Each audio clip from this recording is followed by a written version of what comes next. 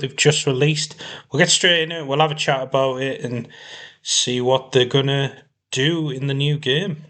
We now have, obviously, the two formations that we're going to put into the game, and you have a in-possession screen and out-of-possession screen, so you can see how your formation looks in one area of the game and then how it looks in the other, because now you have control over both. In and out-of-possession tactics are here. In FM26... So this looks interesting. Like you said, the in and out-of-possession tactics, that's the main difference now. Now we have the out-of-possession tactics. I'm just kind of looking at the new player rules as well, see if we can work out what they are. Obviously, on this side, it's not too bad. I'm guessing that's a complete forward, winger, inside forward, attacking midfielder, advanced playmaker, defensive midfielder, inverted wing back, centre back, inverted full back, ball playing centre back, and ball playing goalkeeper, maybe. And then we've got the complete forward. Looks like all these are quite similar. You know, they were all in the last game, weren't they? Like wide midfielder. The only one here, I think that's a tracking wide midfielder. But we'll find out hopefully more in the video. You've got more flexibility than ever before. I am absolutely hyped. I'm guessing you're as excited as I am. Absolutely. Couldn't be more excited about this feature. Most importantly is what the FM community have wanted for a number of years, so I'm so delighted to have this feature in the game this year. I think me and the FM community and all the new players will be thinking, how does this come to life? Well, we now have, obviously, the two formations that we're going to put into the game, and you have a in-possession screen and out-of-possession screen, so you can see how your formation looks in one area of the game and then how it looks in the other, because now you have control over both. Why was this such an important feature to actually bring in? I think there's sort of two answers to that. I think the first thing is, we look at real football. If people want to recreate their real-life managers and create their tactics, you need to have that in-possession, out-of-possession split to... I think that's important what you're saying, is that it's going to make the tactics more like real life, isn't it? There's more flexibility in it. And I think what I'm going to really enjoy is the fact that there's so many more variants of the tactic that's going to be out there. It's going to take probably longer to learn it, but it means that you might be able to put together a really brilliant tactic that no one else has really thought about, because there's just so many different variants now. To correctly, replicate what they're doing. And I think the second part is a more practical part, where, for example, in FM24, if you created a tactic and you had like a winger in a 4-3-3 and you wanted to move him to attacking midfield for an in-possession reason, you couldn't do that without affecting how we defended. Whereas now, with our in-possession and out-of-possession formations, you can make that change for an in-possession reason without it affecting out-of-possession. That makes me think. Player roles are going to change too. Completely changed. Player roles are now split between in possession and out of possession.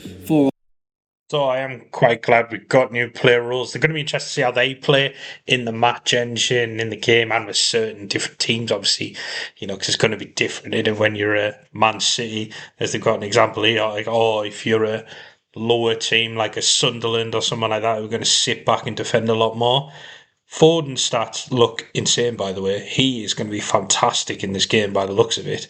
And he's got some player roles here. Advanced playmaker free role, which I'm guessing is like trequartista, attacker midfielder, channel midfielder. Is that like the Mazzala? And then we've got shadow striker, second striker, basically. I imagine that's what that is. In possession formations, we have... Then out of possession, this is where it gets a bit more interesting. Splitting outlet, attacking midfielder, central outlet, attacking midfielder, and tracking attacking midfielder. So obviously these outlet ones are literally what they're going to say, I imagine. One will say stay central, and one will stay out wide. Not really track back too much, but stay there as outlets as soon as you win the ball back. Obviously, for a Man City, that might work, because you should win the ball back quite quickly. For an underdog team, that might not work so well. Some new roles and some... Rico Lewis's stats look good, don't they? I think he's going to be really good as well, only 20, so I imagine he'll get a lot better the further you go into the game. Inside wing back, which is kind of like the inverted wing back. We've got wing back, full back, inside full back, like the inverted full back, and then we've got playmaking wing back, so that'll be interesting to see how they play as, like, I guess, like a deep line playmaker when you've got the ball, but I wonder if you had two of them on either side and a deep line playmaker, how they would all play together in the match engine. So little things like that's going to be interesting to check out. Roles that have been reworked. I'm going to see out of possession, pressing fullback, holding fullback, so not too much variation there. And then for out of possession, we have Doku. His stats don't look as good as Foden, but bit of pace. I think it'd be good actually to see how the physical attributes are they overpowered in FM26? I think they were a bit overpowered in FM24, and I suppose that makes sense because if you've got a really quick or strong player, they are going to be a bit overpowered in real life, aren't they? So, yeah, I'd imagine it'll be similar in FM26. We've got winger, inside winger, wide forward, inside forward, playmaking winger. I'm interested with this wide forward. That's going to be kind of like your Mo Salah, isn't it? Where he's not tracking back, he's just going to stay high and wide just to get you goals. A completely new set of roles. But then you've got winger, tracking winger, wide outlet winger, inside outlet winger. So, yeah, again, if we look at Mo Salah, you'd have a wide outlet winger because he's just going to stay there, isn't he? He's not going to come back and help. And I think you can have your midfielder, centre midfielder, kind of covering the fullback rather than your winger. So that'll be good to see how that works. And if you can sort of keep clean sheets by doing that, maybe with two wingers on either side who are just going to stay high.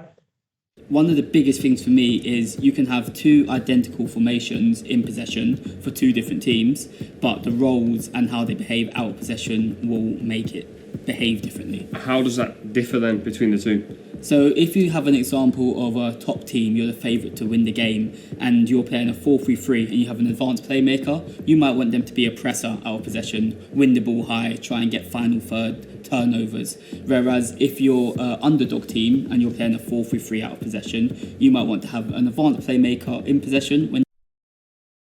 Oh, we've got a few new rules here for centre midfield. We've got central midfielder, attacking midfielder, advanced playmaker, wide central midfielder, Mazzala, and channel midfield.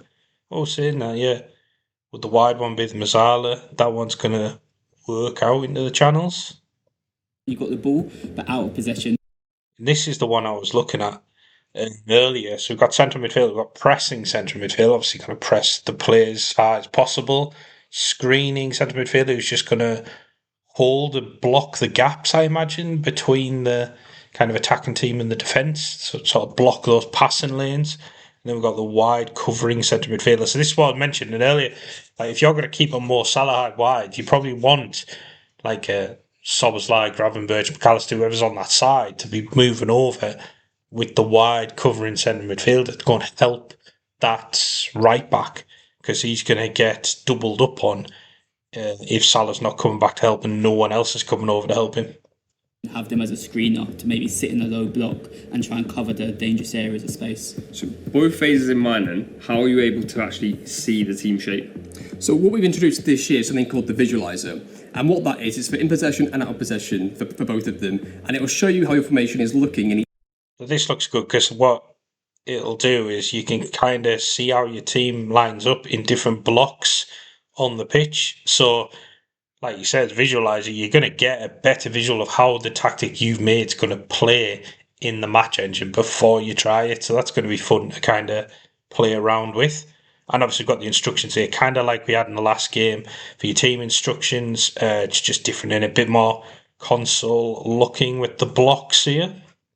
Each phase of the game. So it will show you in your own third, in the middle third, and in the final third. And it will show you how, for example, the roles are combined in possession. It was going to show you how they're going to look in each section. And it shows you a very clear way of how your team is going to look based on what you've created in your tactics creator. So we've got in possession, we've got out of possession, we've got transitions. I'm guessing that's going to have a change as well. Attacking transition and defensive transition, they've moved into their respective areas. So attacking transition is in possession, defensive transition now sits in out of possession. So they're not gone, they've just been moved.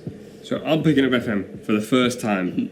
I'm hyped, obviously, just picked it up, but I'm thinking, how accessible are these tactical changes for me? So one of the biggest things as a team when designing the feature was to make it accessible for someone a first time looking at a tactics board, first time playing the game, but also someone that's a tactical expert that already knows what their in possession and out of possession formations are going to be. Are there any tools available for that? Yeah, so you can pick your team in possession and then your assistant will help you pick your out of possession formation.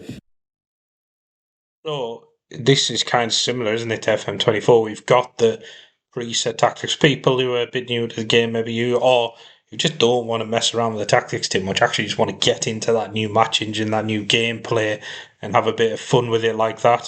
So that's good to see. And they'll also suggest some roles that you can have out of possessions. All of that information on board, the hype is building, the excitement's building. What does that mean for FM players this year?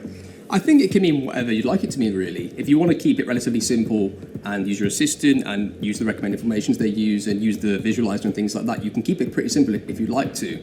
However, if you'd like to go and be very in-depth, you can use the whole aspect of the two formations, all of the team instructions.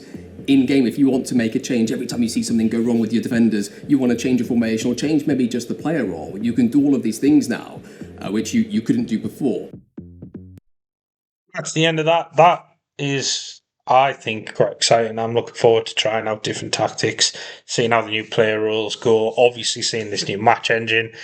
Hopefully it is going to be a very, very good game, but I'm excited for it. I'm guessing about 2 weeks we should have the beta, but I don't think they've actually dropped the date for that yet.